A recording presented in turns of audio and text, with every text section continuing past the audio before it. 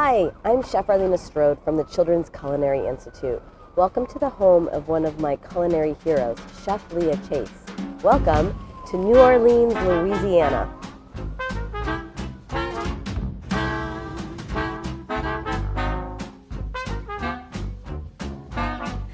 Food builds bridges. If you can eat with someone, you can learn from them. And when you learn from someone, you can make big changes. We changed the course of America in this restaurant over bowls of gumbo. We can talk to each other and relate to each other when we eat together. Leah Chase. Think about your favorite memory of friends and family get-togethers. What was the food that was served, and how did everyone enjoy it? Leah's father always said 3 things you need to do every day is pray, work, and serve others. During the Civil Rights Movement, facilities for Black Americans were consistently less than and inferior, underfunded, and weaker in comparison to the facilities for white Americans. Sometimes there were no facilities for Black communities at all. Segregation, separation of people into racial or other ethnic groups, was a daily part of their life in this part of the country at that time.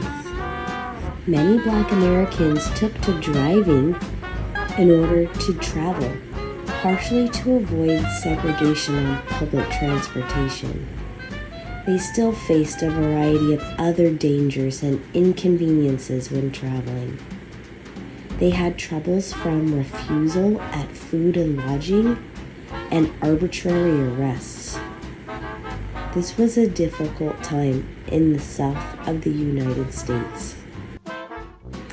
Leah's mother-in-law would often make a sandwich for the policemen that were assigned in their district. It was called a po' boy, and it was an offering of goodwill. It was her effort to build bridges. Po' boy sandwiches originated in Louisiana. It's almost always consists of a meat which is usually roast beef or fried seafood served on a New Orleans French-style bread. Freedom riders were civil rights activists who rode interstate buses from states that had integrated already down south into the states that were still being challenged with segregation. Leah would be happy to feed these freedom riders as her part of making that social change. Leah became known as the Queen of Creole cooking. Creole cooking is a style of cooking originated in Louisiana, which blends West African, French, Spanish, as well as influences from the general cuisine of the southern United States. Leah's red chef jacket is on exhibit in the National Museum of African American History and Culture.